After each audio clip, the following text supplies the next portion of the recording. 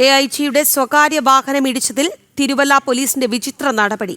പരിക്കേറ്റയാളെ പ്രതിയാക്കി കേസെടുത്ത പോലീസ് എഐജി വിജി വിനോദ് കുമാറിന്റെ സ്വകാര്യ വാഹനമാണ് ഇതര സംസ്ഥാന തൊഴിലാളിയെ ഇടിച്ചത്. കേസന്വേഷണം SP ജില്ലാ ക്രൈംബ്രാഞ്ചിന് വിട്ടു.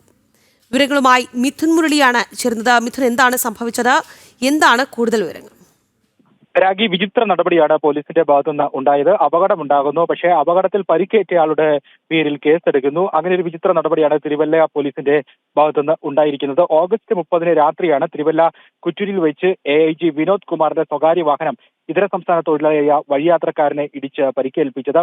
സംഭവം അറിഞ്ഞ് സ്ഥലത്ത് എത്തിയ തിരുവല്ല പോലീസ് പരിക്കേറ്റ അതിഥി തൊഴിലാളിയുടെ പേരിൽ കേസെടുക്കുകയായിരുന്നു. മോട്ടോർ വെഹിക്കിൾ ആക്ട് 306(1) വകുപ്പ് പ്രകാരമാണ് കേസെടുത്തത്. വാഹനം ഓടിച്ച ഡ്രൈവറുടെ മൊഴിയുടെ അടിസ്ഥാനത്തിലാണ് കേസെടുത്തതെന്നാണ് പോലീസിന്റെ വാദം. എഐജിക്കായി പോലീസ് ഒത്തുകളിച്ചെന്നാണ് ഉയരുന്ന ആക്ഷേപം. ഒരു ഉന്നത പോലീസ് ഉദ്യോഗസ്ഥന്റെ വാഹനം ജില്ലയിൽ അപകടത്തിൽപ്പെട്ടിട്ടും ജില്ലാ പോലീസ് മേധാവിയെ അറിയിക്കാതെ തിരുവല്ല പോലീസ് വിചിത്രമായ രീതിയിൽ കേസെടുത്തതിൽ പത്തനംതിട്ട SP അടക്കമുള്ള ഉന്നത പോലീസ് ഉദ്യോഗസ്ഥർക്ക് അതൃപ്തിയുണ്ടെന്നുമാണ് നിലവിൽ മനസ്സിലാക്കുന്നത്. സംഭവത്തിൽ വിശദമായ അന്വേഷണം നടത്താൻ കേസ് ജില്ലാ ക്രൈംബ്രാഞ്ചിന് വിട്ടിട്ടുണ്ട്. ഓഗസ്റ്റ് 30 രാത്രി കോട്ടയത്തേക്ക് സഞ്ചരിക്കവെയാണ് സ്വകാര്യ എഐജി വിനോദ് കുമാർ അദ്ദേഹത്തിന്റെ സ്വകാര്യ വാഹനം പോലീസ് ഡ്രൈവറെ കൊണ്ട് ഓടിപ്പിക്കുകയും പിന്നീട് ഈ വാഹനം അപകടത്തിൽപ്പെടുകയും ഇപ്പോൾ ഇത്തരത്തിലുള്ള ഒരു വിചിത്ര നടപടികളിലേക്ക് പോലീസ് കടക്കുകയും ചെയ്തിരിക്കുന്നത്. വഴിയാത്രക്കാരനെ ഇടിച്ചു പരിക്കേൽപ്പിച്ച് ആ വഴിയാത്രക്കാരനെതിരെ ഇപ്പോൾ FIR ഇട്ടിരിക്കുകയാണ്. രാഖി.